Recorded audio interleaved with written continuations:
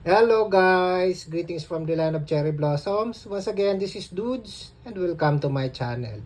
Okay guys, ang vlog po natin sa araw na ito is magluluto po ako ng isang Filipino dish na unti-unti nang nakikilala sa buong mundo. Ito po ay ang adobo. Pero mixed adobo to ha. A combination of pork and chicken meat. Pero Ilonggo version siya. So may kaibahan siguro ng konti sa mga sangkap. Pero bago ako magluto, gusto ko nang masalamatan ang aking mga subscribers. Maraming salamat po sa inyong lahat. Sana'y dumami pa kayo. So ito na po yung mga sangkap natin ha. Unang-una, of course, karne ng manok at saka baboy. Binabad ko na po sa toyo ng 1 oras. Kasi gusto ko talaga ma-sip-sip ng karne yung lasa ng toyo. Tapos, of course, meron tayong bawang. Meron tayong sibuyas. Pamintang buo. Of course, minor cubes. Gagamit din tayo ng anato or tsuete. So, binabad ko na sa tubig yan ha. At ito yon, gagamit tayo ng asukal. So, without any further ado, tara na, magluto na po tayo.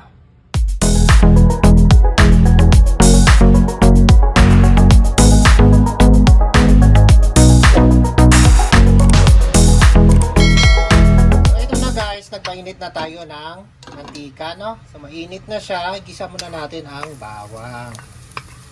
So, nakaugalian. Ano na to? Ugalian na natin gawin to. Igisa ang bawang at saka sibuyas. So, hayaan muna natin magbago ng konti yung kulay niya. Para mabango.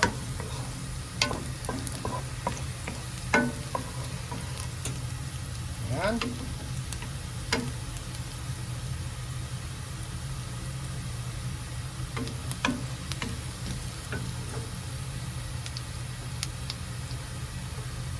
Tapos, igisa na natin yung sibuyas at hayaan natin maluto siya ha, bago natin igisa yung karne. Ganyan talaga ako, gusto ko luto na yung sibuyas bago igisa yung mga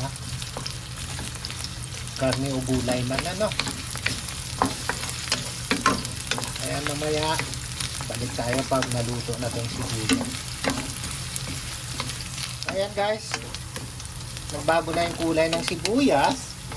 Igisa na natin itong karne ng manok at saka baboy Tapos, kasi mamaya yung pinagbabara natin, ilagay natin dito pag nagbago na ang kulay nitong karne at manok natin. Ha?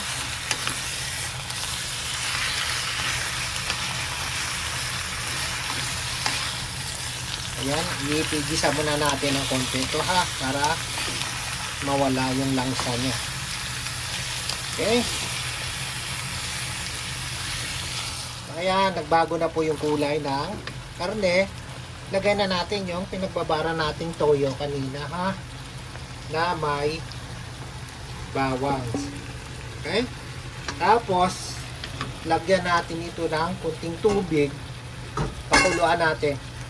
Kasi gusto ko malambot talaga yung karne ng baboy. Tapos guys, mapapansin niyo may balat yung baboy na ginamit ko, no?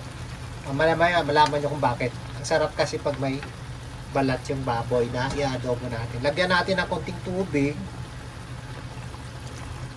at pakuluan lang natin siya hanggang sa lumambot, no, sa mahinang apoy. So ayan, lagyan na natin ng Knorr cubes para ma-absorb niya yung lasa talaga, no. Okay, so ayan, pakuluan lang natin yan. Takpan natin para at pakuluan ng mga 30 minutes sa mahinang apoy.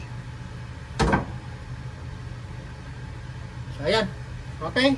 See you later. So, ito guys. Tatanggalin muna natin yung manok ha. Kasi once na isabay natin sa baboy ito, madudurog tong manok. So, mamaya ihalo natin ulit ito. Tatanggalin muna natin. At hayaan muna nating baboy hayaan nating lumambot muna yung karne ng baboy. Kasi ayan, madudurog talaga yan mamaya.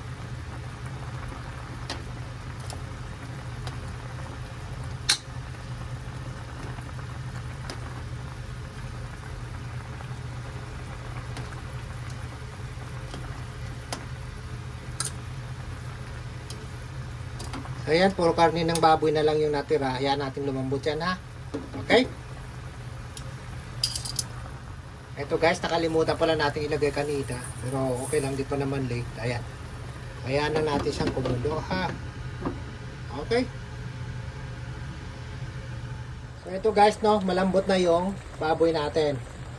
Lagay na natin ulit itong manok. Saka natin ilagay yung saka na natin talaga siya ano na. Lagay na natin yung I'm really sorry guys, I have to apologize. Nakalimutan ko kanina sabihin na malagang sangkap yung suka.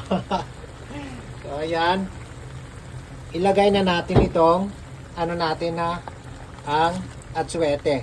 Ayan, pampadagdag ano rin yan, lasa at yung kulay niya talaga sarap. So, kasi once na ilagay ko na yung suka, hindi ko na siya haluin hanggat hindi naluto yung suka.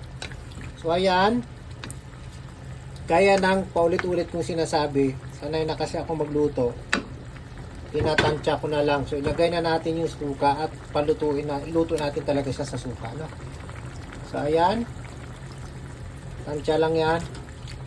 Okay, luto natin yung suka, saka natin lagyan ng asukal. Okay, see you later. So ito na po guys, no? Ayan, tingnan ninyo, kakaiba ang kulay niya isa sa ibang adobo.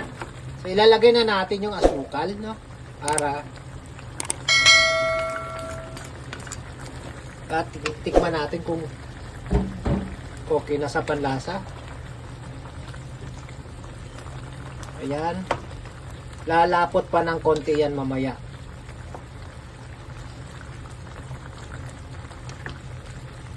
Di ba? Ganda ng kulay niya. Hindi siya maputla. Ayan, tikman na natin.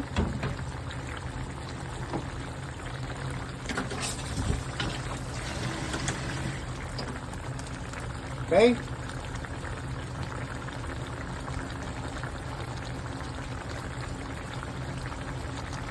Wow. Ay kawarazo. Ika nga.